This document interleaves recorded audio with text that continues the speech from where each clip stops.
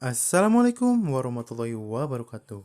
Salam lestari, salam konservasi.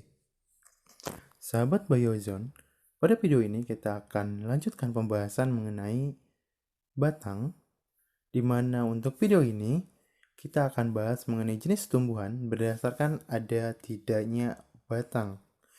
Namun, sebelum kita masuk ke pembahasannya, yang harus kita ingat bahwa batang itu memiliki peran yang sangat penting. Ini berkaitan dengan munculnya daun, di mana daun itu akan muncul pada buku-buku batang. Jadi sekali lagi, buku-buku batang itu mendukung untuk munculnya daun. Nah, kemudian untuk jenis tumbuhan berdasarkan ada tidaknya batang, yang pertama ada tumbuhan yang tidak berbatang atau Planta acaulis. Dan tentu saja ini merupakan hanya pengistilahan saja untuk tumbuhan yang batangnya tidak hampir tidak terlihat atau bisa berukuran sangat pendek atau sangat kecil sehingga nampak tidak berbatang. Tapi prinsipnya tumbuhan itu tidak akan memiliki daun bila tidak ada batang. Jadi, secara otomatis sebenarnya pada tumbuhan tidak berbatang ini juga memiliki batang, tapi ukurannya ini sangat pendek atau sangat kecil, sehingga nampak seolah daun itu muncul langsung dari akar. Nah, jadi sekali lagi ingatkan bahwa sebenarnya tidak ada tumbuhan yang tidak berbatang. Ini hanya sebagai pengistilahan saja karena batangnya yang teramat pendek. Nah, contoh dari tumbuhan ini adalah lobak atau Raphanusa typus, kemudian beet atau Beta vulgaris, kemudian juga pada wortel. Nah, jadi pada lobak, beet, kemudian wortel, itu nampak daun muncul dari pangkal akar. Tapi sebenarnya di sana ada batang yang berukuran sangat pendek, kemudian dari sanalah muncul daun. Karena pada prinsipnya tidak akan ada daun tanpa ada batang. Nah, seperti pada lobak ini nampak seperti dari pangkal akar itu muncul daun, tapi sebenarnya itu ada batang yang biasanya berukuran pendek, terus di sana keras. Nah, dari sanalah kemudian muncul daun-daun tersebut. Tuh, termasuk pada beet, ini ada yang berukuran sangat pendek, itu adalah batangnya. Cuman karena sangat pendek, jadi seolah daun ini muncul dari pangkal akar. Nah, kemudian yang kedua, tumbuhan yang jelas berbatang, artinya batangnya sudah dapat dibedakan dengan akar karena ukurannya lebih besar dan juga lebih tinggi. Yang pertama ada batang basa atau Herbaceous. Contohnya ini pada batang bayam. Jadi kalau pada batang bayam itu warnanya hijau, kemudian memiliki kandungan air yang cukup banyak sehingga disebut sebagai batang basa atau Herbaceous. Dan biasanya untuk yang batang basah itu tidak memiliki kekuatan yang sama seperti tumbuhan berkayu. Kemudian yang kedua, batang berkayu atau lignosus. Contohnya ini pada batang mangga.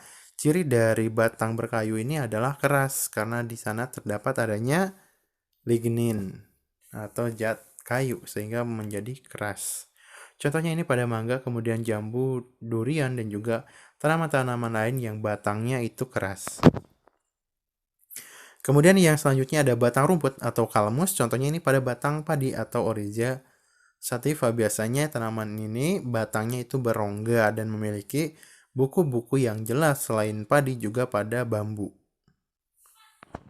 Batang mendong atau kalamus ini seperti rumput dengan ruas yang jauh lebih panjang. Nah, contohnya ini pada batang tanaman mendong atau Pimbristis globulosa. Nah, jadi itu untuk tumbuhan berdasarkan ada tidaknya batang. Tadi ada yang tidak berbatang, kemudian ada juga yang berbatang jelas. Ada Herbaceous, ada Lignosus, kemudian ada Calmus. dan juga kalamus.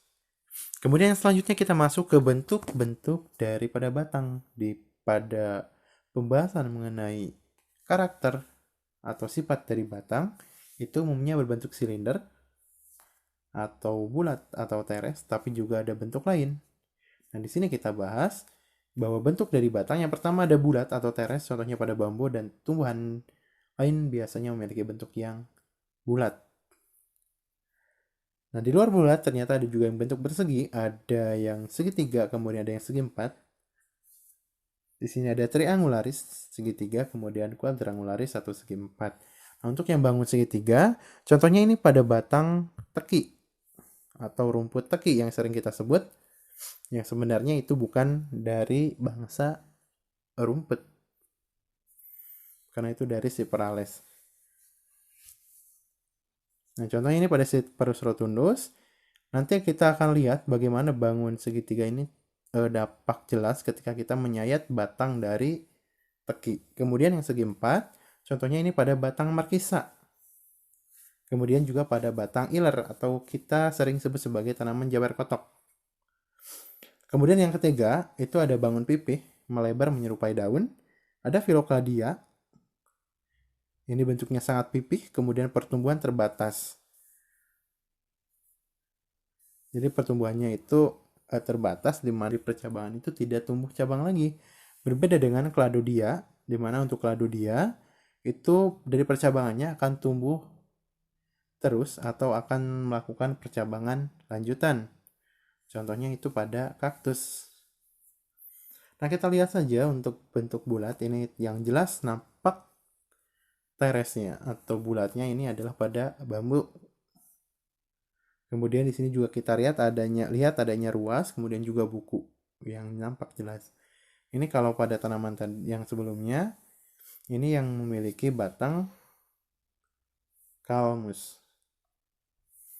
Nah, ini rumput teki, Cyperus rotundus. Ketika disayat, ini akan nampak jelas bentuk batangnya yang segitiga.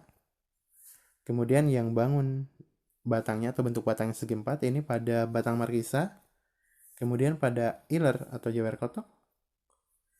Kemudian ini adalah yang bentuknya pipih. Tadi ada Cladodia dan juga ada Phyllokladia. Kalau Phyllokladia itu sangat pipih, pertumbuhannya terbatas.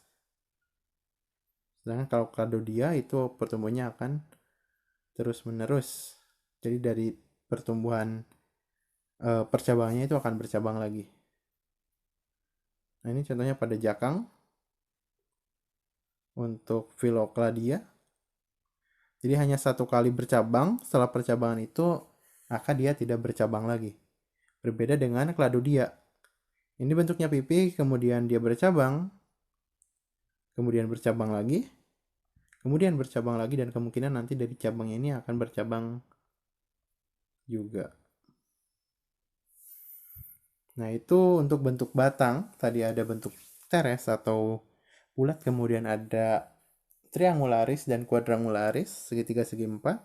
Kemudian juga ada pipih Phyllokladia dan ada pipih Cladodia. Kemudian pembahasan selanjutnya adalah sifat permukaan batang. Di mana untuk sifat permukaan batang itu ada yang licin atau lepis, contohnya pada batang jagung. Kemudian ada yang berusuk, contohnya pada ilar atau jawer kotok. Kemudian yang beralur, contohnya pada Cereus veruvianus, ya tanaman yang nampak seperti kaktus, tapi sebenarnya bukan dari kaktus.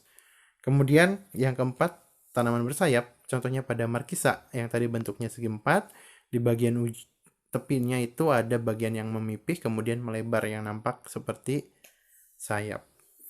Kemudian yang berambut pada tembakau. Kemudian tanaman yang batangnya berduri pada mawar. Kemudian ada yang memperlihatkan bekas-bekas daun, misalnya pada pepaya. Jadi ketika pepaya rontok daunnya, itu akan meninggalkan luka yang membekas.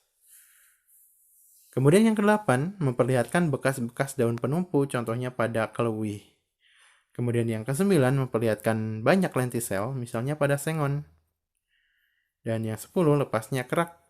Jadi bagian kulit batang yang mati, misalnya ini pada jambu biji. Jadi pada jambu biji, batang-batangnya itu ada kulit yang mengelupas. Nah, ini jagung, kemudian iler, kemudian ini cereus yang biasanya di film-film Texas, cowboy itu sering kita lihat. Dan kita sering menyebutnya itu kaktus. Sebenarnya ini bukan kaktus. Kemudian ini yang bersayap. Nah, jadi pada bagian ini ada yang bagian pipi kemudian melebar. Kemudian yang berambut pada tembakau, kemudian berduri pada mawar, duri mawar. Ini bekas daun yang rontok. Jadi pada pepaya itu lukanya itu nampak sangat jelas akibat rontoknya daun. Kemudian keluih yang menampakkan adanya bekas daun penumpu yang gugur. Kemudian menampilkan banyak lentisel ini pada sengon. Dan pada jambu biji ini ada kerak yang lepas. Nah, jadi itu sifat-sifat dari permukaan batang. Dan untuk kelanjutan dari pembahasan mengenai batang, kita pindah ke video yang lain karena durasi ini sudah cukup panjang. Oke, kita akhiri. Assalamualaikum warahmatullahi wabarakatuh. Salam lestari, salam konservasi.